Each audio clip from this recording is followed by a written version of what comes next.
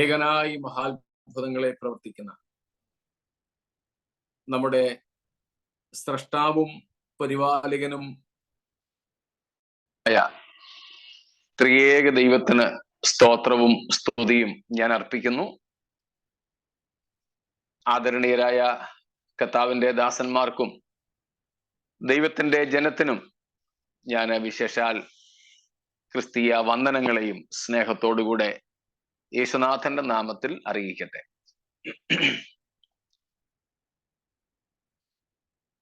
ഒരു നാൾ കൂടെ നമുക്കൊരുമിച്ച് കൂട്ടായ്മയെ ആചരിപ്പാനും ദൈവത്തിന്റെ വചനം പഠിപ്പാനും ദൈവം നമുക്ക് നൽകിയല്ലോ. തിരക്കുകൾക്കിടയിലും തുടർമാനമായി ദൈവവചനം പഠിക്കുവാൻ നിങ്ങൾ കാണിക്കുന്ന ഉത്സാഹത്തിനായി വീണ്ടും ഞാൻ കർത്താവിനെ സ്തുതിക്കുകയും പ്രത്യേകാൽ നന്ദിയും വന്ദനവും അറിയിക്കുകയും ചെയ്യുന്നു. കഴിഞ്ഞ ദിവസങ്ങളിൽ നമ്മൾ പഠിച്ചുകൊണ്ടിരുന്നത് ഫിലദൽഫിയയിലെ സഭയ്ക്ക് വേണ്ടി യേശുക്രിസ്തുവിന്റെ കത്തിനെ കുറിച്ചാണ്. About the epistle of Christ for the church at Philadelphia. ഫിലദൽഫിയയിലെ സഭയുടെ ദൂതന് എഴുതുക എന്ന് പറഞ്ഞുകൊണ്ട് വെളിപ്പാട് പുസ്തകം 3-ാം അധ്യായത്തിന്റെ 7 മുതൽക്കുള്ള വാക്യങ്ങളിൽ കർത്താവ് പറയുന്ന വിവിധമായ സന്ദേശങ്ങൾ നമ്മുടെ ചിന്തയ്ക്ക് ആധാരമായിരുന്നു. അതിൽ നമ്മൾ ഏറ്റവും ഒടുവിലായിട്ട് കണ്ടുകൊണ്ടിരുന്നത് എങ്ങനെയാണ് യേശുക്രിസ്തു ആ സഭയ്ക്ക് തന്നെ വെളിപ്പെടുത്തിയത് എന്നതാണ്. അതിൽ നമ്മൾ ഏതാണ്ട് 7 കൂട്ടം കാര്യങ്ങളാണ് കണ്ടത്. ഏറ്റവും ഒടുവിലായി നാം പറഞ്ഞു നിർത്തിയത് 10-ാമത്തെ വാക്യത്തിൽ 11-ാമത്തെ വാക്യത്തിൽ പറയുന്നത് പോലെ ഞാൻ വേഗം വരുന്നു. യേശുക്രിസ്തുവിന് ദൈവസഭയെ സമാശ്വസിപ്പിക്കുവാനും ധൈര്യപ്പെടുത്തുവാനും വെല്ലുവിളിക്കുവാനും താക്കീത് ചെയ്യുവാനും ഒക്കെ ഉതകുന്ന ഒരു വിഷയമാണ് കർത്താവിന്റെ വേഗമുള്ള പ്രത്യക്ഷത. സ്തോത്രം. അത് വിശുദ്ധന്മാർക്ക് ഏറെ പ്രത്യാശാജനകവും ആശ്വാസകരവും ആയിരിക്കുമ്പോൾ തന്നെ ദുഷ്ടന്മാർക്ക്, പാപികൾക്ക്, അശുദ്ധിയിലും അനീതിയിലും മ്ലേച്ഛതയിലും ജീവിക്കുന്നവർക്ക് ഏറ്റവും ഭീതിജനകമായ ഒരു കാര്യവും കൂടെയാണ്. നാം ഇതുവരെ കണ്ട മറ്റ് 5 അല്ലെങ്കിൽ ഈ 6 സഭകളോടുള്ള ബന്ധത്തിൽ ഇത് രണ്ടും നാം ശ്രദ്ധിച്ചു കാണുമല്ലോ. സ്തോത്രം. യേശുക്രിസ്തുവിന്റെ വരവ് ചില സഭകളോട് താക്കീതായിട്ട് കൊടുക്കുമ്പോൾ ഫിലദൽഫിയ പോലെയുള്ള സഭകൾക്ക് കർത്താവിന്റെ വേഗം നടക്കുന്ന വരവ് ആശ്വാസവും പ്രത്യാശയുമായിട്ടാണ് നൽകിയിരിക്കുന്നത്. സ്തോത്രം. മനസ്സിലാവുന്നുണ്ടല്ലോ. So the coming of the Lord is a challenge and a warning for an apostate church, whereas it's a hope and comfort, or a hope and a comforting promise for a living, loving, righteous, genuine church. വിശ്വാസത്യാഗം സംഭവിച്ച, പിന്മാറ്റം സംഭവിച്ച സഭകൾക്ക് നമ്മുടെ കർത്താവിന്റെ വരവ് ഒരു ഭീഷണിയും താക്കീതുമായിരിക്കുമ്പോൾ വിശ്വസ്തയോടെ കർത്താവിനോട് ചേർന്ന് നിൽക്കുന്ന സഭകൾക്ക് യേശുക്രിസ്തുവിന്റെ വരവ് വളരെ പ്രത്യാശാജനകമായ വാഗ്ദത്തവും ആശ്വാസകരമായ വാഗ്ദത്തവുമാണ്. സ്തോത്രം. യേശുവിന്റെ വരവ് നമുക്ക് എങ്ങനെയെന്ന് ഇന്ന് ഒന്ന് വിലയിരുത്തുന്നത് നന്നായിരിക്കും. അവരവരെ തന്നെ. സ്തോത്രം. ഇത്രയും കാര്യങ്ങളാണ് നാം കഴിഞ്ഞ ദിവസങ്ങളിൽ ചിന്തിച്ചത്. ഇന്നലെ രാത്രി നമ്മൾ പെട്ടെന്ന് നിർത്തുകയായിരുന്നത് കൊണ്ട് സംശയ നിവാരണത്തിന് അവസരം ഉണ്ടായിരുന്നില്ല. ഇന്നലെ വരെ നമ്മൾ പഠിച്ചതിൽ എന്തെങ്കിലും സംശയങ്ങൾ ഉണ്ടെങ്കിൽ സ്വാഗതം ചെയ്യുന്നു. സ്തോത്രം. മഹാപീഡന കാലത്തെ കുറിച്ചൊക്കെയുള്ള സംശയങ്ങൾ കാണും. അത് ഇപ്പം എടുക്കണ്ട, അതിലേക്ക് നമ്മൾ പിന്നീട് വരുന്നതേ ഉള്ളൂ.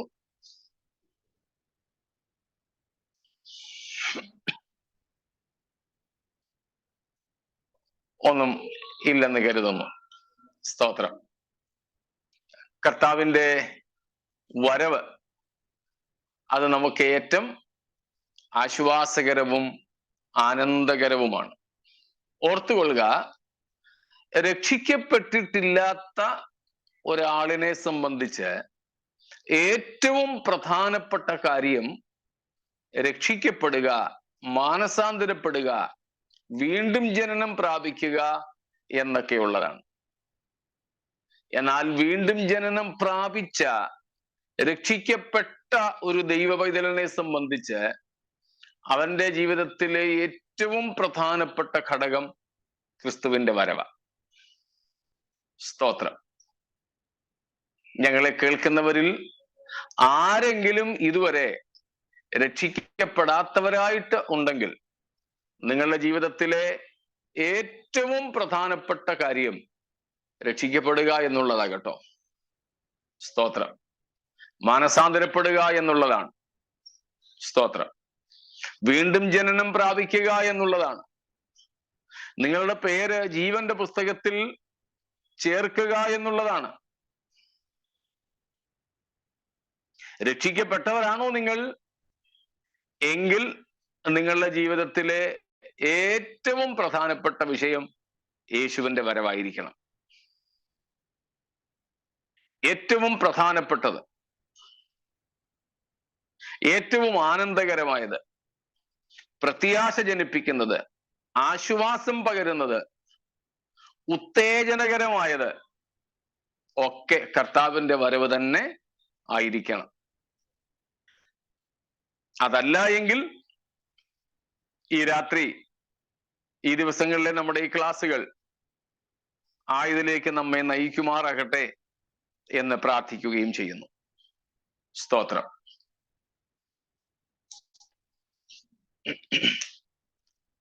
ഇന്നലെ ഓർപ്പിച്ചതുപോലെ യേശുക്രിസ്തുവിന്റെ മടങ്ങിവരവും അനന്തര സംഭവങ്ങളും എന്നുള്ളത് നമ്മൾ വേറെയായിട്ട് ഒന്ന് എടുക്കുന്നുണ്ട്. അതുകൊണ്ട് ഇവിടെ ഞാൻ അതിനെക്കുറിച്ച് അധികമായിട്ട് പറയുന്നില്ല. അപ്പോൾ യേശുക്രിസ്തു തന്നെ ഫിലദൽഫിയയിലെ സഭയ്ക്ക് പരിചയപ്പെടുത്തുന്നത് താൻ വേഗം വരുന്നു എന്നുള്ളതാണ്. വേഗം വരുന്ന കർത്താവ് ആവർത്തിച്ച് നാം ഈ വെളിപ്പാട് പുസ്തകത്തിൽ കാണുന്നുണ്ട്. അറ്റ്ലീസ്റ്റ് 9 times, 9 പ്രാവശ്യം കുറഞ്ഞപക്ഷം യേശു കർത്താവ് പറയുന്നു വെളിപ്പാട് പുസ്തകത്തിൽ, വേഗം വരുന്നു, വേഗം വരുന്നു എന്ന്. സ്തോത്രം. So at least 9 times we see in this book of Revelation that Christ says, I come quickly, I come quickly. കർത്താവ് ആവർത്തിച്ചു പറയുന്ന കാര്യമാണ് കർത്താവ് വേഗം വരുന്നു എന്നുള്ളത്. സ്തോത്രം. വേഗം വരുന്നു എന്നുള്ളത്.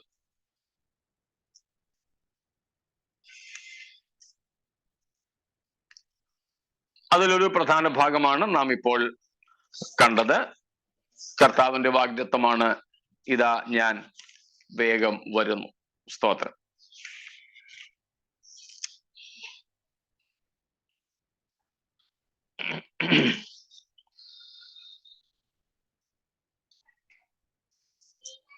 ഇനിയും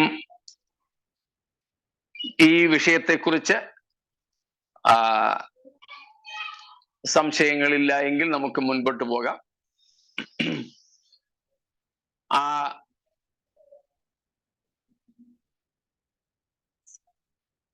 ഭാഗങ്ങളിൽ സംശയമില്ലെന്ന് ഞാൻ കരുതുന്നു, ആരുടെയും ചോദ്യം വരാത്തത് കൊണ്ട്. എങ്കിൽ നമുക്ക് അടുത്ത ഭാഗത്തേക്ക് പോകാം. അതാണ് commendation. How Christ congratulated, how Christ commended of the church at Philadelphia. ഫിലദൽഫിയയിലെ സഭയെ യേശു കർത്താവ് എങ്ങനെയാണ് അഭിനന്ദിച്ചത് എന്നത് നമുക്ക് നോക്കാം. ഫിലദൽഫിയയിലെ സഭയ്ക്ക് കർത്താവ് കൊടുക്കുന്ന അഭിനന്ദനത്തെ കുറിച്ചാണ് ഇനിയും നാം ചിന്തിക്കുന്നത്.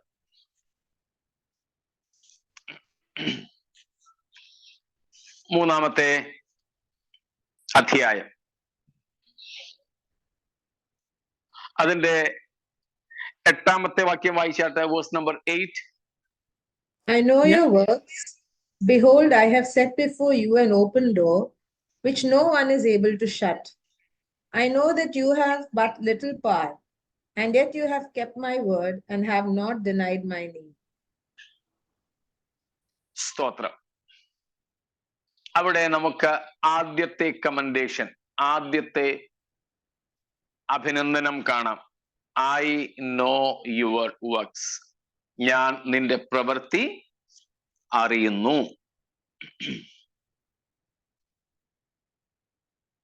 രണ്ടാമത്തേതും നമുക്ക് 8-ാം വാക്യത്തിന്റെ ഒടുവിൽ കാണാം. നിനക്ക് അല്പമേ ശക്തിയുള്ളൂ, എങ്കിലും നീ എന്റെ വചനം കാത്തു. Despite your weakness, you kept my word. കർത്താവിന്റെ വചനം കാത്തു. Kept the word or commandment. മൂന്നാമത്തേതും നമുക്ക് അതേ വാക്യത്തിൽ കാണാം. എന്റെ നാമം നീ നിഷേധിച്ചിട്ടില്ല. You did not deny my name. എന്ന് പറഞ്ഞാൽ കർത്താവിനെ സഭ നിഷേധിച്ചില്ല. ഈ രണ്ട് കമൻഡേഷൻസും, രണ്ടാമത്തെയും മൂന്നാമത്തെയും വിഷയങ്ങൾ എടുത്തു പറയുന്നത് കേട്ടോ. സ്തോത്രം. നിനക്ക് അല്പമേ ശക്തിയുള്ളൂ എങ്കിലും, സ്തോത്രം, നീ ഒത്തിരി ബലവാനൊന്നുമല്ല. രോഗത്തിൽ നിന്ന് അങ്ങോട്ട് മോചനം പ്രാപിച്ചു വരുന്നതേ ഉള്ളൂ. ആരോഗ്യപ്പെട്ടിട്ടില്ല. അല്പമേ നിനക്ക് ശക്തിയുള്ളൂ, എങ്കിലും നീ എന്റെ വചനം കാത്തു, നീ എന്റെ നാമം നിഷേധിച്ചിട്ടും ഇല്ല. സ്തോത്രം.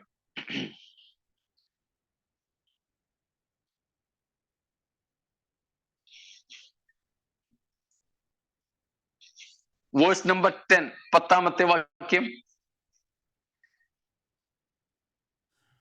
സഹിഷ്ണുതയെക്കുറിച്ചുള്ള എൻ്റെ വചനം നീ കാത്തുകൊണ്ടതിനാൽ ഭൂമിയിൽ വസിക്കുന്നവരെ പരീക്ഷിക്കേണ്ടതിന് ഭൂതലത്തിൽ എങ്ങും വരുവാനുള്ള പരീക്ഷകാലത്ത് ഞാനും നിന്നെ കാക്കും. സ്തോത്രം. അവിടെ നാം വീണ്ടും കാണുന്നു, they kept the word regarding endurance or patience. സഹിഷ്ണുതയെ കുറിച്ചുള്ള വചനം അവര് കാത്തു. That means they had this particular quality of endurance. സഹിഷ്ണുത ഉള്ളവരായിരുന്നു എന്നർത്ഥം. സഹിഷ്ണുതയെ കുറിച്ചുള്ള വചനം കാത്തു. സ്തോത്രം. സഹിഷ്ണുതയെ കുറിച്ചുള്ള വചനം കാത്തു.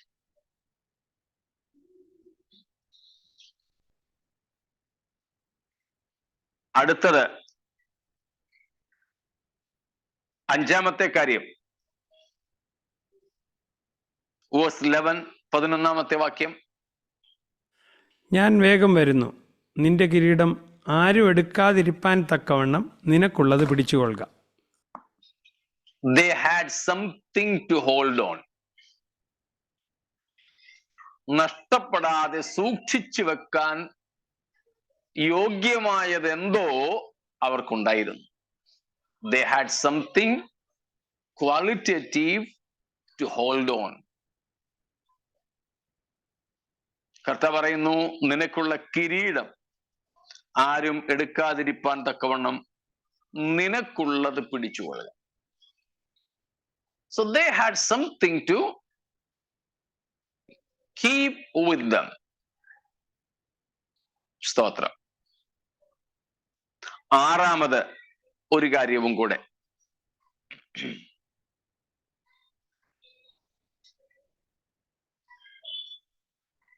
അതിന് റെഫറൻസ് ഇല്ല, ഉണ്ടെങ്കിൽ നിങ്ങൾ പറയണം. They had nothing in negative, nothing to criticize, nothing to rebuke. ശാസിക്കത്തക്കതായ യാതൊരു ദോഷവും ഇല്ലാത്ത സഭയായിരുന്നു. അത് നമ്മൾ നേരത്തെ പഠിച്ചിട്ടുണ്ട്. എന്നാൽ അതും ഈ സഭയുടെ ഗുണത്തിൽ നമ്മൾ പെടുത്തുന്നു. Nothing to rectify, and therefore here one particular commandment is missing. Have you noticed? അതുകൊണ്ട് മറ്റ് സഭകളോട് പറഞ്ഞ, മറ്റ് സഭകളോട് കൽപ്പിച്ച ഒരു കൽപ്പന ഇവിടെ കാണുന്നില്ല. ഫിലദൽഫിയ സഭയ്ക്ക് ആ ഒരു കൽപ്പനയില്ല. ഏതാണെന്ന് പറയാമോ? മാനസാന്തരപ്പെടുക. Yes, absolutely. മാനസാന്തരപ്പെടുക എന്ന കൽപ്പന കർത്താവ് ഇവർക്ക് കൊടുക്കുന്നില്ല. സ്തോത്രം. They had nothing to repent of. മാനസാന്തരപ്പെടാനായിട്ട് ഒന്നുമില്ലാതിരുന്ന ഒരു സഭ, കർത്താവിന് ശാസിക്കേണ്ടി വന്നിട്ടില്ലാത്ത ഒരു സഭ.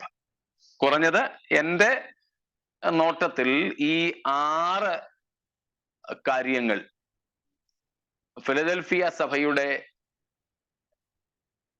അഭിനന്ദനാർഹമായ കാര്യങ്ങളായിട്ട് മനസ്സിലാക്കാൻ ഉണ്ട്. സ്തോത്രം. ഈ 6 കാര്യങ്ങൾ.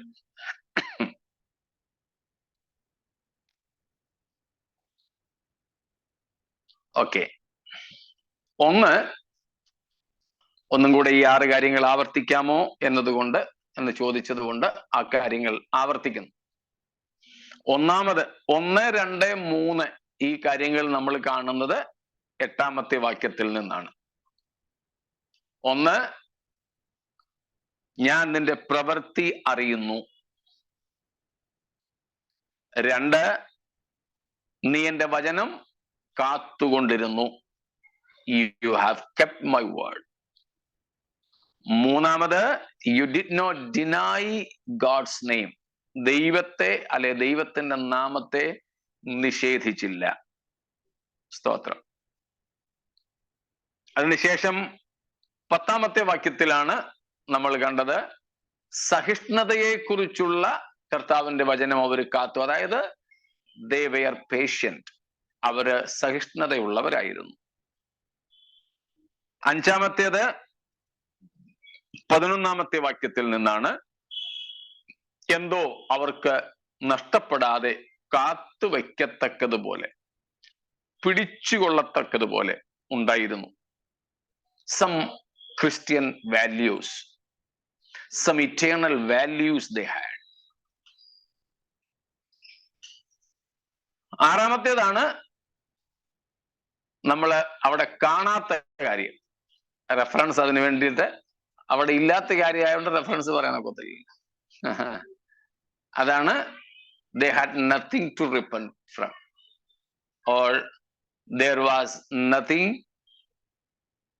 criticized or condemned. നെഗറ്റീവായതൊന്നും പറവാൻ ഇല്ലായിരുന്നു. ഇങ്ങനെയുള്ള 6 കാര്യങ്ങളാണ്. ഓക്കെ, സ്തോത്രം. ഇതിൽ ഏതാണ്ട് എല്ലാം തന്നെ നമ്മൾ മറ്റ് സഭകളുമായിട്ട് ബന്ധപ്പെട്ട് പഠിച്ചതായതുകൊണ്ട് ഈ 6 കാര്യങ്ങളുടെ വിശദീകരണം ആവശ്യമില്ലെന്നാണ് കരുതുന്നത്. എങ്കിലും ഓരോ വാചകങ്ങളിൽ പറഞ്ഞു വിടുന്നു. ഒന്നാമത്തേത്, ഞാൻ നിന്റെ പ്രവൃത്തി അറിയുന്നു. I know your works.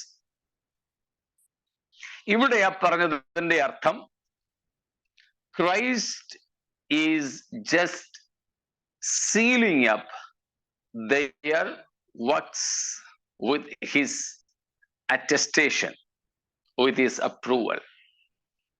ഞാൻ നിന്റെ പ്രവൃത്തി അറിയുന്നു. എനിക്കറിയാവടാ എന്നർത്ഥത്തിലല്ല, എനിക്കറിയാം, നിന്റെ പ്രവൃത്തി ഞാൻ അറിയുന്നു എന്നാ പറഞ്ഞേക്കുന്നത്. രണ്ടും തമ്മിൽ വ്യത്യാസം ഉണ്ടല്ലോ അല്ലേ? സ്തോത്രം. എനിക്കറിയാം നിന്നെ. നീ എന്താ ചെയ്തതെന്ന് എനിക്കറിയാം. എനിക്കറിയാം മോനെ. രണ്ടും തമ്മിൽ വ്യത്യാസം. സ്തോത്രം. അതുകൊണ്ടാണ് നമ്മൾ പറയുന്നത് സ്വരത്തിലാണ് അർത്ഥം ഇരിക്കുന്നത്. സ്തോത്രം. അപ്പോൾ ഇവിടെ കർത്താവ് പറയുന്നത് it's an approval of their works. Here their works means their life. Christ is approving the very state of the church. Christ is attesting the approach of the church, the behavior of the church. Church in the sense, each and every person. അപ്പൊ കർത്താവ് ഇവിടെ ഞാൻ നിന്റെ പ്രവൃത്തി അറിയുന്നു എന്ന് പറഞ്ഞതിന്റെ അർത്ഥം,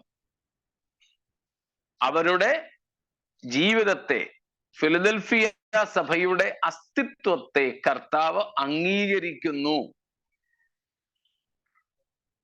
ദൈവം അവരിൽ പ്രസാദിച്ചിരിക്കുന്നു. ദൈവം ഈ സഭയെ ആയിരിക്കുന്ന അവസ്ഥയിൽ അംഗീകരിക്കുന്നു എന്നാണ്. ഞാൻ നിന്റെ പ്രവൃത്തി അറിയുന്നു. അവിടെ പ്രവൃത്തി എന്നത് സഭയുടെ ആകമാനമായ ജീവിതത്തെ കുറിക്കുന്നതാണ്. അറിയുന്നു എന്ന് പറഞ്ഞത് കർത്താവിന്റെ പ്രസാദത്തെ കുറിക്കുന്നതാണ്. Approval, pleasure, attestation, acceptance. നമ്മുടെയൊക്കെ ജീവിതത്തിലും അത്യാവശ്യമായ ഘടകമാണ് എന്ത്? ആ ദൈവത്തിന്റെ അപ്രൂവൽ, ദൈവത്തിന്റെ അംഗീകാരം. നാം കൊള്ളരുതാത്തവരായി തീരാതിരിക്കുക. നാം കർത്താവിന് കൊള്ളാവുന്നവരായി തീരുക. സ്തോത്രം.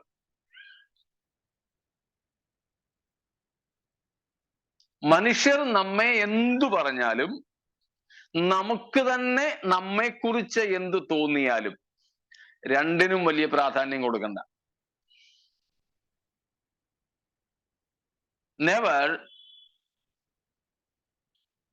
be considerate of our own understanding and opinion about ourselves, nor what others think or others' opinions, but be more considerate about God's opinion about us.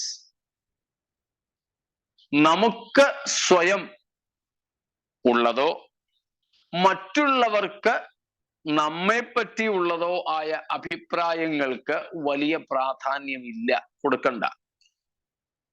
പകരം ദൈവത്തിന് നമ്മെക്കുറിച്ച് എന്ത് അഭിപ്രായമുണ്ട് എന്നതിന് വേണം പ്രാധാന്യം കൊടുക്കാൻ.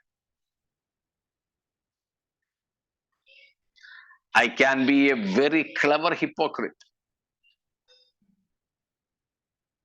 very wise, very diplomatic hypocrite. I can play.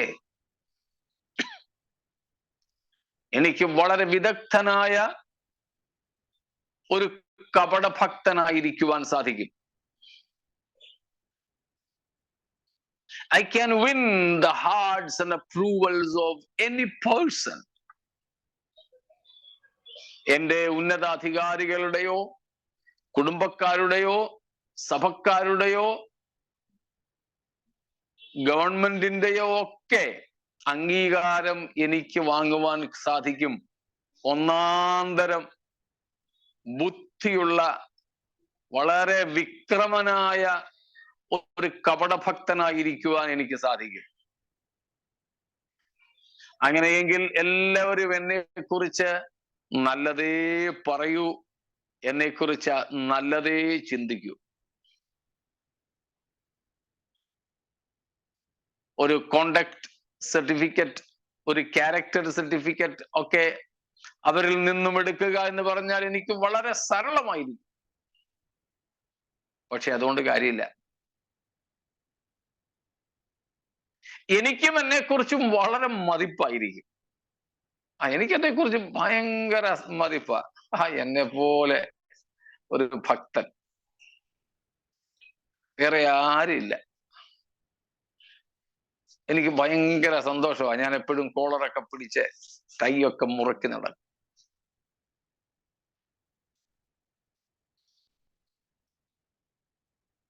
Humble പ്രൈഡും ഒക്കെ കാണും എനിക്ക്. പക്ഷേ ഇതിൽ രണ്ടിലും കാര്യമില്ല. നമുക്ക് വേണ്ടത് ദൈവത്തിന്റെ അംഗീകാരമാണ്. സ്തോത്രം. നമ്മളതേക്കുറിച്ച് വിശദമായി പഠിച്ചിട്ടുണ്ട്. മത്തായി 7:21 തൊട്ട് 23 വരെയുള്ള വാക്യങ്ങളിൽ. അതുകൊണ്ട് ഞാൻ ആവർത്തിക്കുന്നില്ല.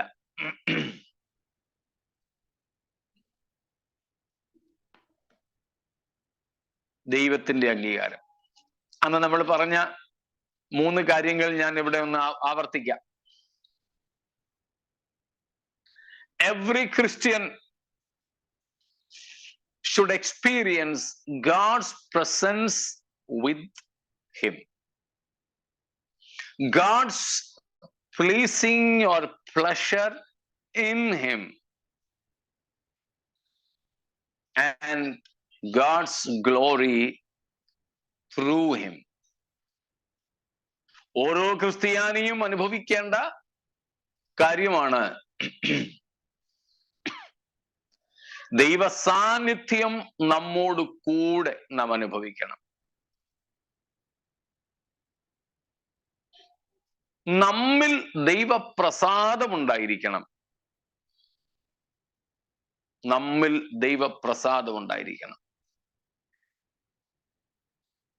ദൈവമഹത്വം നമ്മിലൂടെ വെളിപ്പെടണം. ഈ 3 കാര്യങ്ങളും. ദൈവം അല്ലെ ദൈവ സാന്നിധ്യം നമ്മോട് കൂടെ, ദൈവപ്രസാദം നമ്മിൽ, അവൻ നമ്മിൽ പ്രസാദിക്കട്ടെ. ഇവൻ എൻ്റെ പ്രിയപുത്രൻ, ഇവനിൽ ഞാൻ പ്രസാദിച്ചിരിക്കുന്നു എന്ന് പുത്രനെ കുറിച്ച് പിതാവ് പറഞ്ഞത് ഓർക്കുമല്ലോ. അതുപോലെ തന്നെ നമ്മിൽ ദൈവം പ്രസാദിക്കട്ടെ. 3, നമ്മിലൂടെ ദൈവമഹത്വം വെളിപ്പെടട്ടെ.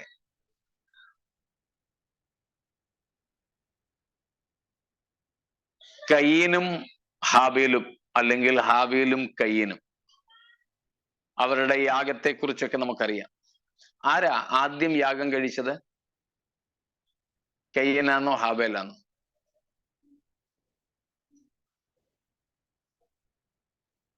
അങ്ങനെ ചോദിച്ചപ്പോ കൺഫ്യൂഷൻ ആയല്ലേ. കയീനാണ് ആദ്യം യാഗം കഴിച്ചത്. It's written there. കയീൻ തന്റെ കൃഷിഫലത്തിൽ നിന്ന്, അല്ലെ നിലത്തിലെ വിളവിൽ നിന്ന് ഒരു വഴിപാട് യഹോവയ്ക്ക് കൊണ്ടുവന്നു. അത് കഴിഞ്ഞിട്ടാണ് കയീനും ഹാബേലും അവന്റെ ആട്ടിൻകൂട്ടത്തിൽ നിന്ന് അതിൻ്റെ കടിഞ്ഞൂലുകളിൽ നിന്ന്, അതിൻ്റെ മേധസ്സിൽ നിന്ന് തന്നെ ഒരു വഴിപാട് കൊണ്ടുവന്നു എന്ന് പറയുന്നത്. അപ്പോൾ ആദ്യം അവിടെ കാണുന്നത് കയീൻ യാഗം കഴിച്ചു എന്ന്. പക്ഷെ റിസൾട്ടോ നമുക്കറിയാമല്ലോ. എന്നാലും ഒരു പെശകിന് സാധ്യത ഉള്ളത് കൊണ്ടൊന്ന് ചോദിച്ചേക്കാം.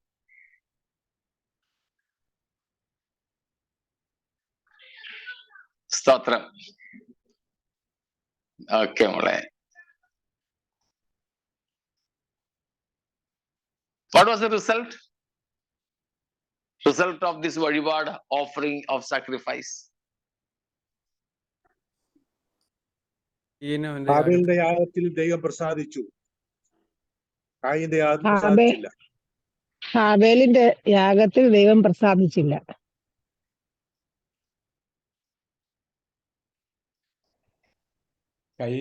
കയീന്റെ യാഗത്തിലും ദൈവം പ്രസാദിച്ചില്ല. ഹാബേലിനും അവന്റെ യാഗത്തിൽ ദൈവം പ്രസാദിച്ചു എന്നില്ലയോ? അതെ, ഇപ്പൊ ശരിയാ. മുമ്പേ ഞാൻ പറഞ്ഞ പകുതിയെ ശരിയായുള്ളായിരുന്നു.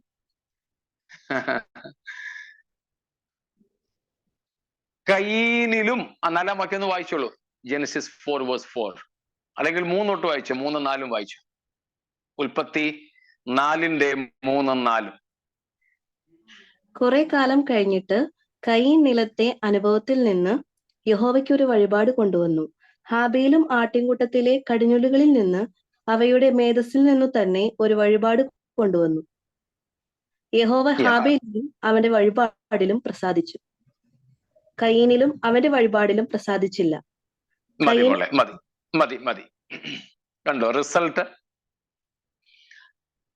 ഹാബേലിന്റെ യാഗത്തിലല്ല, ഹാബേലിലും അവന്റെ വഴിപാടിലും യഹോവ പ്രസാദിച്ചു. യാഗമല്ലായിരുന്നു അവിടുത്തെ വിഷയം, യാഗവസ്തുക്കളല്ലായിരുന്നു അവിടുത്തെ പ്രധാന വിഷയം, യാഗ അർപ്പകനായിരുന്നു വിഷയം. സ്തോത്രം. Not the sacrifice or the elements of sacrifice,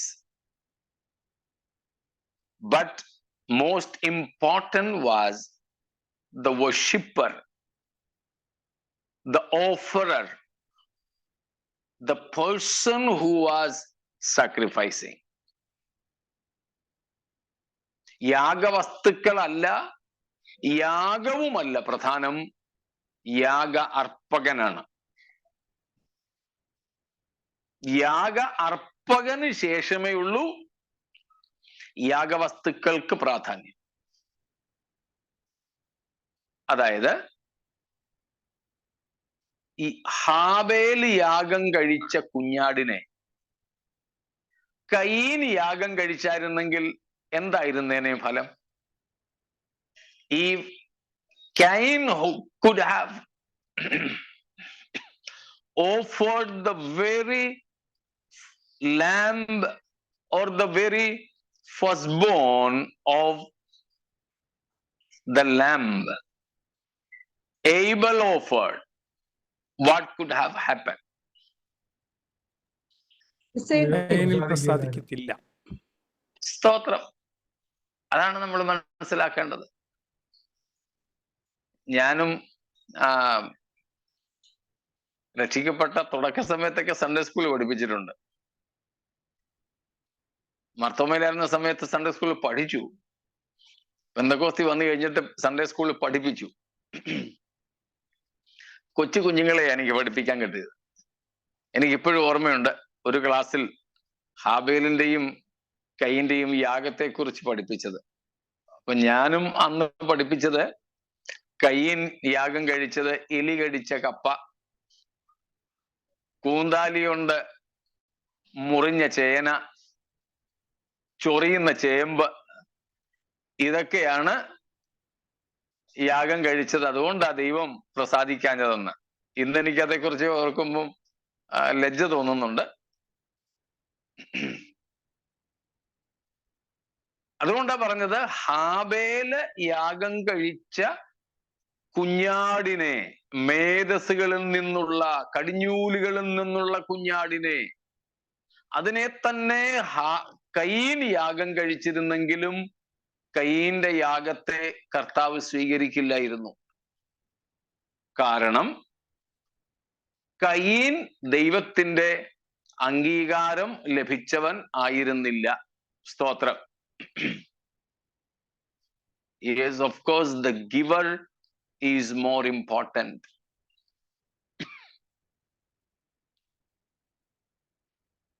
സ്തോത്രം. അതുകൊണ്ടാണ് നാം ഈ ഭാഗം ഞാൻ നിന്റെ പ്രവൃത്തി അറിയുന്നു എന്നുള്ള പ്രയോഗം വളരെ പ്രാധാന്യം അർഹിക്കുന്നത്. ദൈവം നമ്മിൽ പ്രസാദിക്കണം. സ്തോത്രം. നമ്മിൽ പ്രസാദിക്കണം. യേശുക്രിസ്തുവിനെ കുറിച്ച് പറഞ്ഞതുപോലെ തന്നെ നമ്മെക്കുറിച്ചും കർത്താവ് പറയണം, ഇവനിൽ ഞാൻ പ്രസാദിച്ചിരിക്കുന്നു. അതുകൊണ്ട് എല്ലായ്പ്പോഴും നാം ദൈവത്തെ പ്രസാദിപ്പിക്കുവാൻ ശ്രമിച്ചുകൊള്ളണം. ചിലപ്പോൾ ദൈവത്തെ പ്രസാദിപ്പിക്കാൻ വേണ്ടി മനുഷ്യരെ പിണക്കേണ്ടി വന്നേക്കാം. സാരമില്ല. ഇല്ലെങ്കിൽ നാം ദൈവത്തെ പ്രസാദിപ്പിക്കുന്നത് കൊണ്ട് മനുഷ്യർ പിണങ്ങിയെന്ന് വന്നേക്കാം. സാരമില്ല എന്ന് വെച്ചോളൂ. സ്തോത്രം.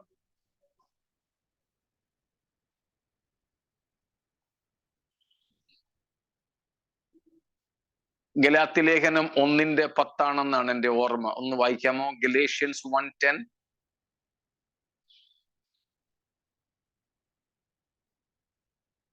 ഇപ്പോൾ ഞാൻ മനുഷ്യരെയോ ദൈവത്തെയോ സന്തോഷിപ്പിക്കുന്നത് അല്ല, ഞാൻ മനുഷ്യരെ പ്രസാദിപ്പിക്കാൻ നോക്കുന്നുവോ? ഇന്ന് ഞാൻ മനുഷ്യനെ പ്രസാദിപ്പിക്കുന്നുവെങ്കിൽ ക്രിസ്തുവിൻ്റെ ദാസനായിരിക്കയില്ല. സ്തോത്രം.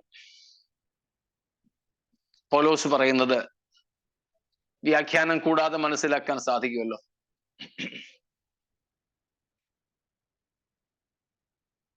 നമ്മുടെ മുൻപിലുള്ള വെല്ലുവിളിയാ, ആരെ സന്തോഷിപ്പിക്കണം? ദൈവത്തെ വേണോ മനുഷ്യനെ വേണോ? മനുഷ്യരെ സന്തോഷിപ്പിക്കാൻ ശ്രമിക്കുന്നെങ്കിൽ നാം ക്രിസ്തുവിന്റെ ദാസന്മാരായിരിക്കില്ല. അതായത് നാം ആരുടെ ദാസന്മാരാണ്? ആരെയാണോ സന്തോഷിപ്പിക്കുന്നത് അവരുടെ. ഞാനിപ്പം വർക്കിച്ചാനെ സന്തോഷിപ്പിക്കുകയാണെങ്കിൽ ഞാൻ അദ്ദേഹത്തിന്റെ ദാസനാ. ഡോക്ടർ സാജുവിനെയാണ് ഞാൻ പ്രസാദിപ്പിക്കുന്നതെങ്കിൽ ഞാൻ അദ്ദേഹത്തിന്റെ ദാസനാ. എന്നാൽ ഞാൻ ക്രിസ്തുവിന്റെ ദാസനാണെങ്കിൽ എൻ്റെ ഭാര്യയോ മക്കളോ മാതാപിതാക്കളോ എൻ്റെ കൂട്ടുപ്രവർത്തകരോ ഒക്കെ എന്ത് ചിന്തിക്കുമെന്ന് ഞാൻ ഗൗരവമായിട്ടെടുക്കത്തില്ല. ഞാൻ ദൈവത്തെ മാത്രം പ്രസാദിപ്പിക്കാൻ ശ്രമിച്ചുകൊണ്ടിരിക്കും. സ്തോത്രം.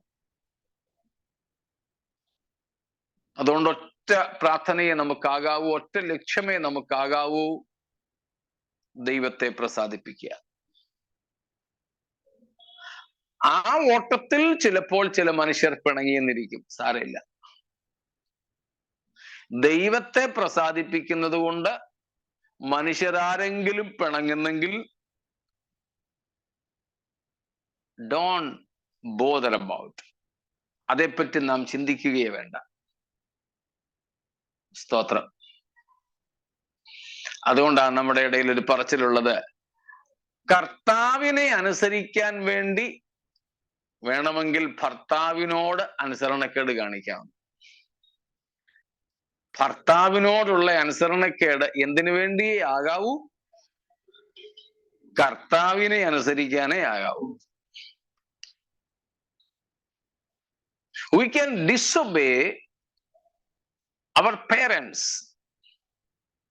provided that it is to obey God. We can disobey our higher authorities provided that is to obey our supreme authority, God.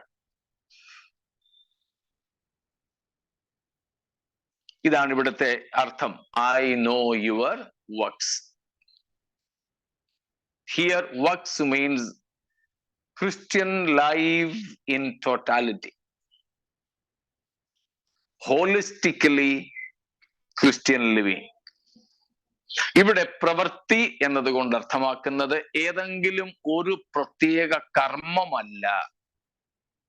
ക്രിസ്ത്യാനി എന്ന നിലയിൽ, ദൈവസഭ എന്ന നിലയിൽ ഫിലദൽഫിയ സഭയുടെ സമ്പൂർണ്ണ ജീവിതമാണ്. സ്തോത്രം. നമ്മൾ നേരത്തെ പഠിച്ചിട്ടുള്ള ഒരു കാര്യം ആവർത്തിച്ചോട്ടെ. Christ is not a part-time Lord and God of a part-time Christian. Christ is not a part-time Lord or God of a part-time Christian. ഒരു പാർട്ട്-ടൈം ക്രിസ്ത്യാനിയുടെ പാർട്ട്-ടൈം ദൈവവും കർത്താവുമായിരിക്കാൻ യേശുവിനെ കിട്ടത്തില്ല. അവൻ കർത്താവാണെങ്കിൽ ഫുൾ ടൈം കർത്താവായിരിക്കും. ശനിയാഴ്ചയും ഞായറാഴ്ചയും മാത്രം മതി എന്നും പറഞ്ഞൊരു പരിപാടി ഇല്ല. സ്തോത്രം.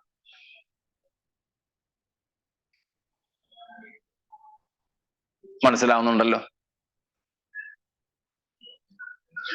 There should be no difference between our sacred life and secular life. നമ്മുടെ ആത്മീയ ജീവിതവും ഭൗതിക ജീവിതവും തമ്മിൽ വ്യത്യാസം ഉണ്ടാകരുത്.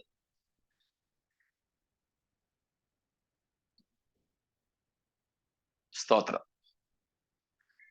നമ്മൾ പള്ളിയിൽ പോകുന്നത് ആരാധിക്കാൻ വേണ്ടി എന്ന അതേ മനോഭാവം വേണം നമ്മൾ ജോലിക്ക് പോകുമ്പോഴും. വേദപുസ്തകം വായിക്കുമ്പോഴുള്ള അതേ മനോഭാവം വേണം പത്രം വായിക്കുമ്പോഴും. പ്രാർത്ഥിക്കുന്നത് എത്ര ഗൗരവത്തോടെയാണോ അതേ ഗൗരവം തന്നെ ആത്മീയമായിട്ട് നമുക്ക് വേണം TV കാണുമ്പോഴും. ഫേസ്ബുക്കിൽ നാം തിരയുമ്പോഴും സോഷ്യൽ മീഡിയാസ് ഉപയോഗിക്കുമ്പോഴും ഒക്കെ. There should be no difference between our sacred life and a secular life. നമ്മുടെ ഔദ്യോഗിക ജീവിതവും ആധ്യാത്മിക ജീവിതവും തമ്മിൽ വ്യത്യാസം ഉണ്ടാകാൻ പാടില്ല.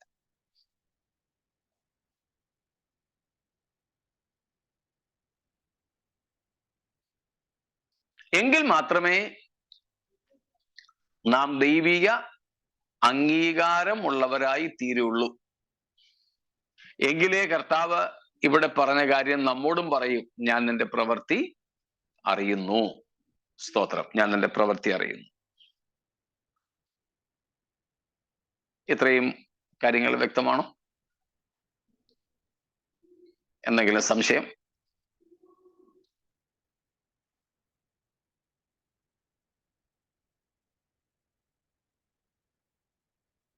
ഒന്നുമില്ല.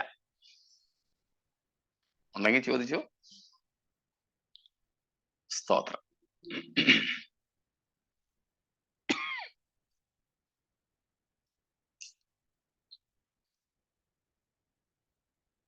ഇല്ല. വേറെ എന്തെങ്കിലും ശബ്ദം ഡിസ്റ്റർബൻസ് ആയിട്ടുണ്ടോ നിങ്ങൾക്ക്? ഇല്ലല്ലോ, കുഴപ്പമില്ല. ഓക്കെ. ഇവിടെ നടക്കുന്ന സമരത്തിന്റെ ശബ്ദം മൈക്കിലൂടെ ഇവിടെ ഉണ്ട്. Okay, good. ശരി, രണ്ടാമത്തെ കാര്യം, you have kept my word. സ്തോത്രം. നിനക്ക് അല്പമേ ശക്തിയുള്ളൂ എങ്കിലും നീ എൻ്റെ വചനം കാത്തു. സ്തോത്രം. kept the word. എൻ്റെ വചനം നീ കാത്തു. ശക്തി കുറവാണ് അവർക്ക്, സ്വാധീനം കുറവാണ്, പലതിലും അവർ ബലഹീനരാണ്. ബാഹ്യമായ നിലകളിൽ, ആത്മീയമായിട്ടല്ല. ഒരുപക്ഷെ അംഗബലം കുറവാകാം, സ്വാധീനമുള്ളവർ കുറവാകാം. അല്പമേ ശക്തിയുള്ളൂ എന്നതിന്റെ അർത്ഥം. അതിനെ ചില വേദപണ്ഡിതാക്കൾ പറയുന്നത് soon after the Reformation. So this Philadelphia church is a representative of the Reformed church.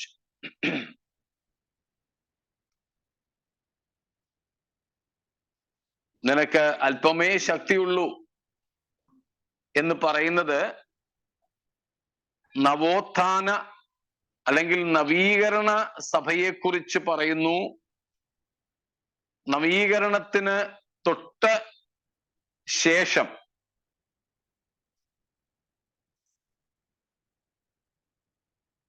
കാത്തോലിസിസത്തിൽ നിന്ന് പുറത്തു വന്ന ആദ്യ നാളുകളായതുകൊണ്ട് മറ്റു പലതരത്തിലും സംഘടനാപരമായി ഇവർ ശക്തരായിരുന്നില്ല എന്നാണ് പറയുന്നത്.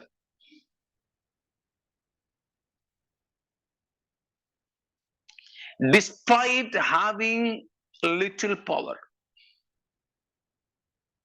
അല്പമേ ശക്തി ഉണ്ടായിരുന്നുള്ളൂ എങ്കിൽ കൂടെ അവർ ആ അല്പമായ ശക്തിയിൽ നിന്നുകൊണ്ടും ദൈവവചനം അനുസരിച്ചു. They were obedient to the word of God,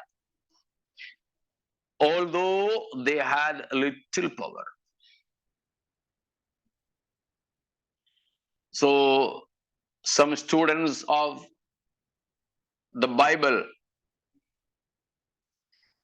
had this suggestion that Philadelphia church is a representative of, or it represents the Reformed church soon after the Reformation. The initial days of the Protestantalism.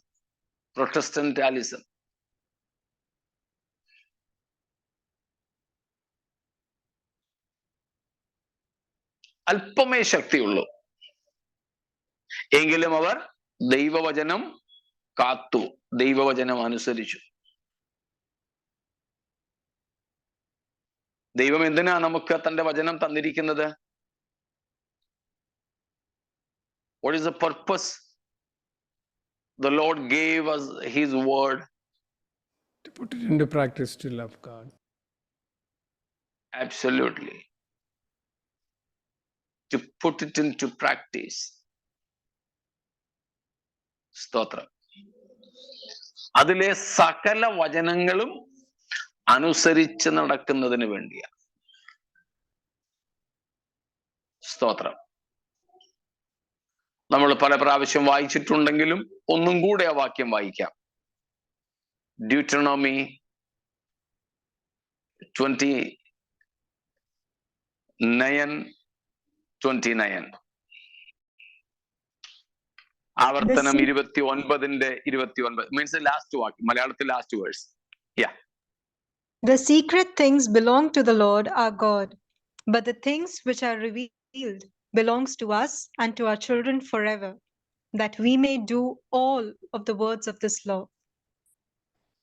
That we may do all the words of the law. മലയാളത്തിൽ 29 വാക്യം തപ്പണ്ട, ഏറ്റവും ഒടുവിലത്തെ വാക്യം. അച്ചടിയിൽ ഒരു വാക്യം കുറവാണതിൽ. വാക്യങ്ങളെല്ലാം ഉണ്ട്, അക്കം മാത്രം വ്യത്യാസപ്പെട്ടിരിക്കുന്നു. വെളിപ്പെടുത്തപ്പെട്ടിരിക്കുന്നവയോ നമുക്കും നമ്മുടെ തലമുറകൾക്കും വേണ്ടിയാണ്. എന്തിനാ? അതിലെ സകല വചനങ്ങളും അനുസരിച്ച് നടക്കേണ്ടതിന്. That we may obey or do or practice all the words of the law. ന്യായപ്രമാണത്തിലെ സകല വചനങ്ങളും നാം അനുസരിക്കുക, തിരുവെഴുത്തുകൾ നാം അനുസരിക്കുക. സ്തോത്രം.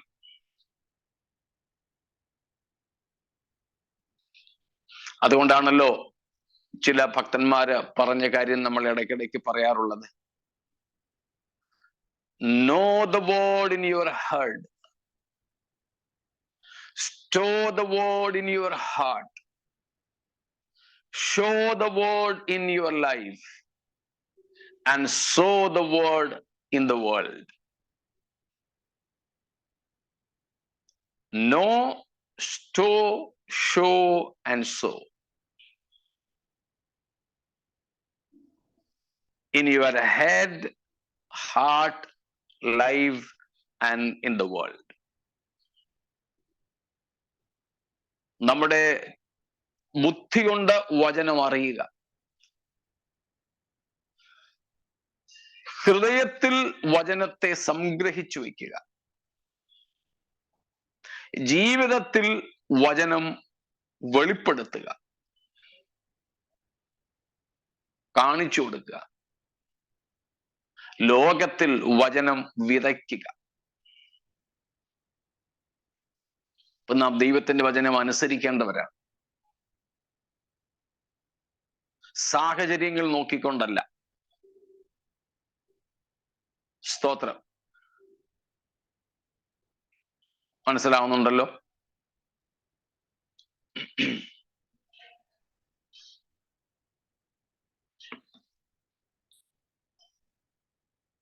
കർത്താവ് ഇവിടെ അഭിനന്ദിക്കുന്നു, കർത്താവ് ഇവരിൽ പ്രസാദിക്കുന്നു.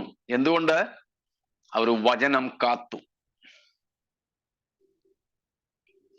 കർത്താവ് നമുക്ക് ഏൽപ്പിച്ചു തന്ന വചനത്തെ നാം അനുസരിക്കുന്നവരാകണം. എന്തു വില കൊടുത്തും, ഏതു സാഹചര്യത്തിലും, ഏത് പ്രായക്കാരും നാം തിരുവെഴുത്തുകളെ അനുസരിക്കുക. സ്തോത്രം. വാക്ക് ഓൺ ദ വേർഡ്. നാം വചനത്തിൽ നടക്കുക. പണ്ടാരണ്ട് സായിപ്പ് ചെയ്തതുപോലെ ബൈബിള് താഴെ വെച്ച് തന്നെ മുകളിൽ കയറി നിൽക്കാനല്ല. പണ്ട് കേരളത്തിൽ ഒരു സായിപ്പ് വന്നിട്ട് അങ്ങനെ ചെയ്തു എന്നാണ് ഞാൻ കേട്ടിട്ടുള്ളത്, കുറെ വർഷങ്ങൾക്ക് മുമ്പ്. അതായത് നമ്മുടെയൊക്കെ കാലത്ത് തന്നെ. വാക്ക് on the word and stand on the word എന്ന് പറഞ്ഞിട്ട് കൺവെൻഷൻ സ്റ്റേജിൽ ബൈബിള് താഴെ വെച്ചിട്ട് ബൈബിളിന്റെ മുകളിൽ കയറി നിന്നു എന്നാണ് ഞാൻ കേട്ടത്. ഞാൻ കണ്ടതല്ല. ആ കാലത്ത് അത് വളരെ പ്രമാദമായതാണ്. അതല്ല ഇവിടുത്തെ വിഷയം. ബൈബിൾ വാക്യങ്ങൾ എഴുതിയിട്ടോ അല്ലെങ്കിൽ ബൈബിളിന്റെ മുകളിൽ കയറി നിൽക്കുന്നതോ അല്ല വാക്ക് ഓൺ ദ വേർഡ് എന്ന് പറയുന്നത്. Putting the word into practice in our daily walk. നമ്മുടെ അനുദിന ജീവിതത്തിൽ വചനത്തെ പ്രായോഗികമാക്കുക. സ്തോത്രം. അനുദിന ജീവിതത്തിൽ വചനം അനുസരിക്കുക. സ്തോത്രം. യാക്കോബ് പറയുന്നത് പോലെ നാം വചനം കേൾക്കുന്നവരായി മാത്രം ആകരുത്.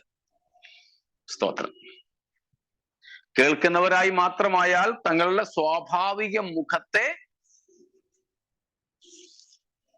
കണ്ണാടിയിൽ കാണുന്നവരെ പോലെ മാത്രമേ ആവുകയുള്ളൂ. സ്തോത്രം. 1-ാമത്തെ അധ്യായം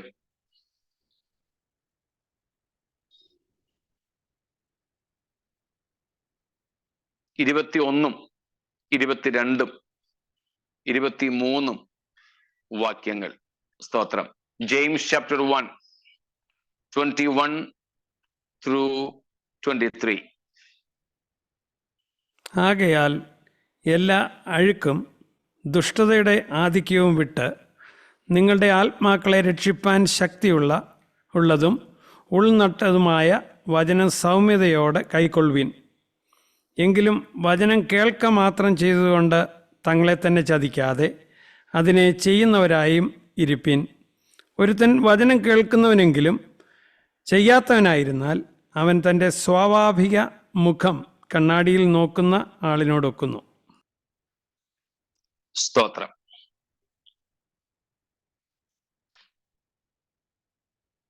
കണ്ടോ, ദൈവവചനത്തിന് എന്ത് ചെയ്യുവാൻ സാധിക്കും?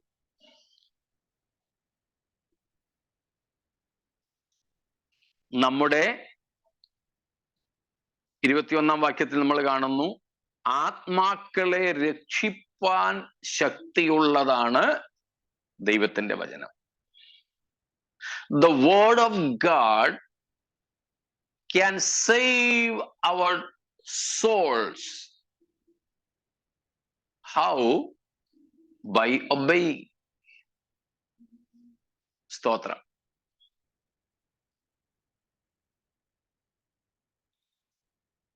By obeying. 2 Timothy 3:14 also, along with this James 1:21. യാക്കോബ് 1:21 കൂടെ 2 തിമോത്തിയോസ് 3:14 കൂടെ ഒന്ന് വായിച്ചാട്ടെ. നീയോ ഇന്നവരോട് പഠിച്ച് എന്നോർക്കുകയും ക്രിസ്തുവേശുവിങ്കലുള്ള വിശ്വാസത്താൽ നിന്നെ രക്ഷയ്ക്ക് ജ്ഞാനിയാക്കുവാൻ മതിയായ തിരുവെഴുത്തുകളെ ബാല്യം മുതൽ അറിയുകയും ചെയ്യുന്നതുകൊണ്ട് നീ പഠിച്ചും നിശ്ചയം പ്രാപിച്ചും ഇരിക്കുന്നതിൽ നിലനിൽക്കാം. കണ്ടോ, അവിടെയും പൗലോസ് ശ്ലീഹ തിരുവെഴുത്തുകളെ കുറിച്ച് പറയുക. എന്താ? ക്രിസ്തുവേശുവിങ്കലുള്ള വിശ്വാസത്താൽ നിന്നെ രക്ഷയ്ക്ക് ജ്ഞാനിയാക്കുവാൻ മതിയായ തിരുവെഴുത്തുകൾ. So what can these scriptures do? They can make us eligible for salvation. The word can produce salvation. The word can make us eligible, qualified for salvation by instructing us and by obedience. രക്ഷയ്ക്കുള്ള ജ്ഞാനം നമുക്ക് നൽകി നമ്മെ രക്ഷയിലേക്ക് നടത്തുവാൻ പര്യാപ്തമായതാണ് വചനം. അതാണ് യാക്കോബ് പറയുന്നത്, നമ്മുടെ ആത്മാക്കളെ രക്ഷിപ്പാൻ പര്യാപ്തമായ, അല്ലെങ്കിൽ ആത്മാക്കളെ രക്ഷിപ്പാൻ ശക്തിയുള്ളതായ വചനം. അത് നാം എന്ത് ചെയ്യണം? 22 വാക്യത്തിൽ പറയുന്നു, കേൾക്കുക മാത്രം അരുത്, പിന്നെ ചെയ്യുന്നവരായി ഇരിപ്പീൻ. വചനം നാം കേൾക്കുക മാത്രമായ ആകരുത്. കേൾക്കുന്നവര് മാത്രമായാൽ നമ്മൾ നമ്മളെ തന്നെ ചതിക്കുകയാണ്. ചതിക്കരുത്.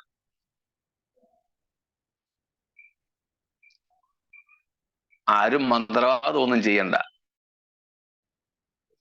നമുക്കെതിരെ ആരും തകടും ഏലസും ദുർമന്ത്രവാദവും പൂച്ചത്തലയും നാരങ്ങായും കുങ്കുമവും ഒന്നും കൊണ്ടിടണ്ട. നമ്മൾ വചനം കേട്ടിട്ട് അനുസരിക്കാതിരുന്നാൽ മാത്രം മതി. അതെല്ലാം നമുക്ക് ചതിവായിട്ട് തീർന്നോളൂ. ദൈവവചനം അനുസരിക്കാതെ, കേൾക്കുക മാത്രം ചെയ്തിട്ട് അനുസരിക്കാതെ ചതിവുകളിൽ അകപ്പെട്ട് കുടുക്കുകളിൽ കിടന്നിട്ട് അയലത്തുകാരൻ അഭിചാരം ചെയ്തെന്നും പറഞ്ഞ് പല്ലുപോലും ഇളകിപ്പോകുന്നത് പോലെ ഭത്സിച്ചത് കൊണ്ട് ഒരു പ്രയോജനവും ഇല്ല.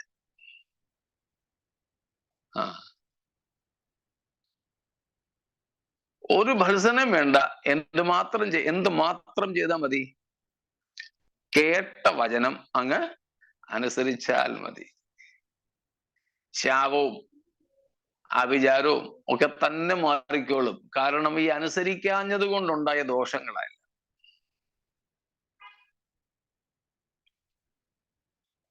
ഫിലദൽഫിയ സഭയുടെ കർത്താവ് പറയുകയാണ്, പൗലോസ് തിമോഥെയോസിനോടും യാക്കോബ് അപ്പോസ്തലൻ തന്റെ ലേഖനത്തിലുമൊക്കെ പറഞ്ഞതുപോലെ, നിനക്ക് അല്പമേ ശക്തിയുള്ളെങ്കിലും നീ എൻ്റെ വചനം കാത്തു. You kept my word, you were obedient to my word. Though you have little power, little strength, അല്പം മാത്രമേ ശക്തി ഉണ്ടായിരുന്നുള്ളൂ. സ്തോത്രം. അതായത് ദൈവവചനം അനുസരിക്കുവാനുള്ള സാഹചര്യങ്ങളെക്കാൾ അനുസരിക്കാതിരിക്കാനായിരുന്നു കൂടുതൽ സാഹചര്യ സാധ്യത. പക്ഷേ നീ എന്ത് ചെയ്തു? എൻ്റെ വചനം അനുസരിച്ചു. സ്തോത്രം.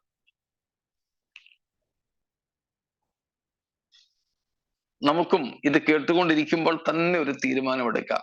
വളരെ മൈന്യൂട്ടായിട്ടുള്ള, വളരെ നിസ്സാരമായി പോലുമുള്ള കാര്യങ്ങളെയും വചനം പറയുന്നത് അനുസരിക്കുവാൻ നമുക്ക് നമ്മെ തന്നെ സമർപ്പിക്കാം.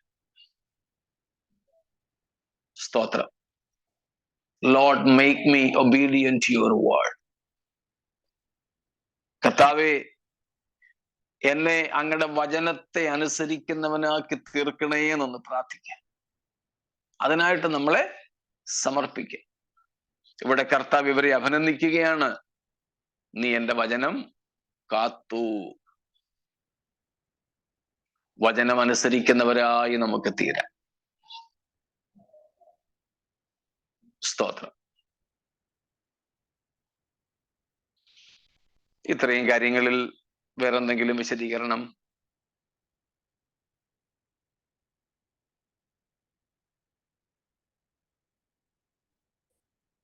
സംശയം ഉണ്ടെങ്കിൽ ചോദിക്കാം. ഒന്നുമില്ല എങ്കിൽ മൂന്നാമത്തെ കാര്യം, 8-ാം വാക്യത്തിന്റെ അവസാനത്തിൽ പറയുന്നു, നിനക്ക് അല്പമേ ശക്തിയുള്ളൂവെങ്കിലും നീ എൻ്റെ നാമം നിഷേധിച്ചിട്ടില്ല. You did not deny the name of your God in spite of your little strength.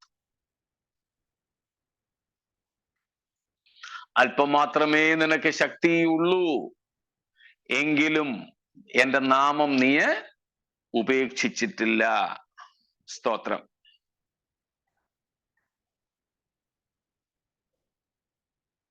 ഇതും നമ്മൾ നേരത്തെ ചിന്തിച്ചതാണ്, അതുകൊണ്ട് ആവർത്തിക്കണ്ടല്ലോ. അർത്ഥം എന്താ? Even though you had little strength, you did not deny my name. Means you were still confessing my name even in front of challenges and threats. ഭീഷണികളുടെയും വെല്ലുവിളികളുടെയും മുൻപിലും നിങ്ങൾ എൻ്റെ നാമം ഉപേക്ഷിക്കാതെ നിങ്ങൾ എൻ്റെ നാമത്തെ ഏറ്റുപറയുകയായിരുന്നു. സ്തോത്രം. നമുക്കറിയാവുന്ന 2 അനുഭവങ്ങൾ പത്രോസിൻ്റെതുണ്ട്. യേശുവിന്റെ ക്രൂശീകരണ സമയത്ത്, യേശുവിന്റെ ട്രയൽ വിസ്താര സമയത്ത് 3 പ്രാവശ്യം പത്രോസ് യേശുവിന്റെ നാമത്തെ തള്ളിപ്പറഞ്ഞു. ഡിസോൺഡ്,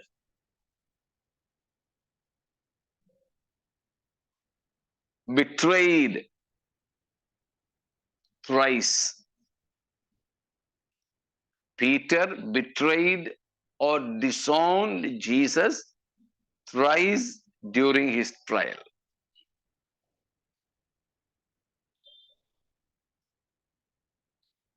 ആ സമയത്ത് അവന്റെ ജീവന് ഭീഷണിയൊന്നും ഇല്ലായിരുന്നു. There was no threat for his life at all, while Peter betrayed Christ during his trial. യേശുവിന്റെ കൂടെ ഉള്ള ആളാണ് ഞാനെന്ന് പത്രോസ് അന്നേരം പറഞ്ഞായിരുന്നെങ്കിൽ പോലും ആരും യേശുവിന്റെ കൂടെ പത്രോസിനെയും കൂടെ പിടിച്ച് ക്രൂശിക്കത്തൊന്നുമില്ല. പക്ഷെ അവൻ ഭയപ്പെട്ടു പോയി. അവൻ കർത്താവിനെ തള്ളിപ്പറഞ്ഞു, സ്വന്തം ജീവൻ രക്ഷിച്ചു. മാനുഷികമായിട്ട് രക്ഷിച്ചെന്ന് പറയാം, അതും ഇൻവെർട്ടഡ് കോമയിലേ ആകാവൂ. അതേസമയം പെന്തക്കോസ്ത് നാളിന് ശേഷം അപ്പോസ്തല പ്രവൃത്തികൾ 3, 4 അധ്യായങ്ങളിൽ നമ്മൾ കാണുന്നുണ്ട്, മഹാപുരോഹിതന്മാരും സദൂക്യരും പരീശപ്രമാണികളും ഒക്കെ കൂടെ പത്രോസിനെയും യോഹന്നാനെയും ഒക്കെ പിടിച്ച് വിസ്തരിച്ചു കൊല്ലുമെന്ന് ഭീഷണി മുഴക്കി. ഈ നാമത്തിൽ ഇനി മേലിൽ മിണ്ടിപ്പോകരുതെന്ന് പറഞ്ഞു. ഇവിടെങ്ങും നിങ്ങളെ കണ്ടുപോകരുതെന്ന് പറഞ്ഞു. ഭീഷണിപ്പെടുത്തി. ജീവന് പോലും അപായം നേരിട്ടു.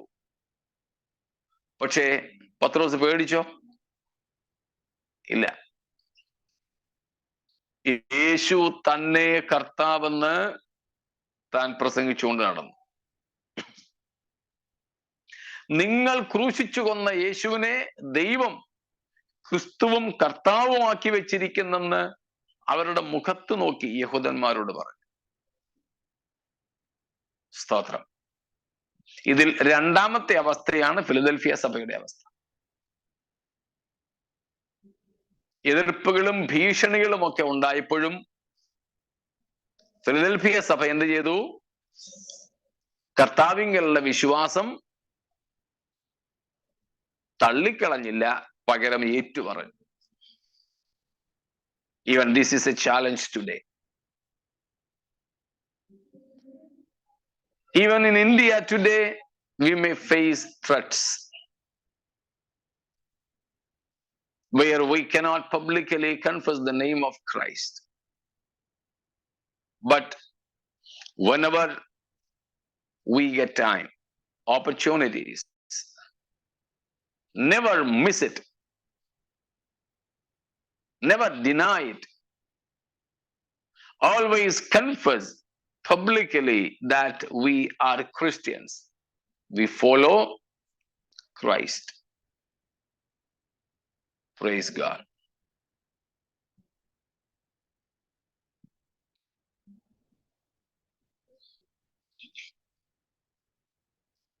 Name also signifies the person and character. The Church of Philadelphia confessed the name and the holy character of Christ, both though their words and the lifestyle of holiness and separation. Of course, we can consider that. Christ, they followed the pattern of Christ. Of course, that is there. Here, the primary thing is confessing the name of Christ publicly. And secondly, a life worthy of that confession. So the primary thing was their confession, public identity as Christians.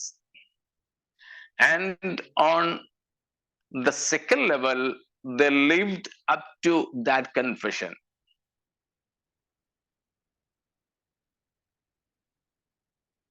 അപ്പോൾ ഇവിടെ എന്താ ചെയ്തത്? Publicly ക്രിസ്ത്യാനിയായിട്ട് ജീവിക്കുന്നത് അപകടകരമായ ഒരവസ്ഥയിലും അവർ യേശുവിന്റെ നാമത്തെ, ക്രിസ്തുവിനോടുള്ള അവരുടെ വിധേയത്വത്തെ തള്ളിപ്പറഞ്ഞില്ല. പകരം അവിടെയും തങ്ങൾ ക്രിസ്ത്യാനികളാണെന്ന് പരസ്യമായി സാക്ഷീകരിച്ചുകൊണ്ട് ജീവിച്ചു. തങ്ങൾ ക്രിസ്ത്യാനികളാണെന്ന് പരസ്യമായി പറയുക മാത്രമല്ല, യേശുക്രിസ്തുവിന്റെ ജീവിതത്തോട് താദാത്മ്യപ്പെട്ട ഒരു ജീവിതവും കൂടെ തങ്ങൾ നയിച്ചു. ഇത് രണ്ടും അവിടെയുണ്ട്. സ്തോത്രം. മനസ്സിലായോ? ഇത്രയും കാര്യങ്ങളിൽ എന്തെങ്കിലും വിശദീകരണം?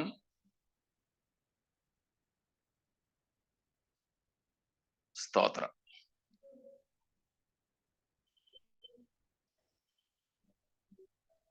Praise God. ഇത്രയും വ്യക്തമാണെങ്കിൽ ഈ 3 അനുഭവങ്ങളെ നമുക്കും നമ്മുടെ ജീവിതത്തിൽ പകർത്താം. ദൈവത്തിന്റെ പ്രസാദമുള്ള, അംഗീകാരമുള്ള ഒരു ജീവിതം. 2, ദൈവവചനത്തെ ഏതളവിലും അനുസരിക്കുക. 3, എത്ര ഭീഷണി ജീവന് പോലും ഉണ്ടായാലും യേശുക്രിസ്തുവിനോടുള്ള നമ്മുടെ വിധേയത്വത്തെ പരസ്യമായി ഏറ്റുപറഞ്ഞുകൊണ്ട് നാം ക്രിസ്ത്യാനികൾ എന്ന പദവിക്ക് യോഗ്യമായ ഒരു ജീവിതം ക്രിസ്തുവിൻ്റെതുപോലെ നയിച്ചുകൊണ്ട് ഞാൻ വേഗം വരുന്നു എന്നുള്ള കർത്താവിന്റെ വാഗ്ദത്തത്തിനായി നമുക്ക് ഒരുങ്ങാം. ഈ വചനങ്ങളാൽ ദൈവം നമ്മെ അനുഗ്രഹിക്കുമാറാകട്ടെ.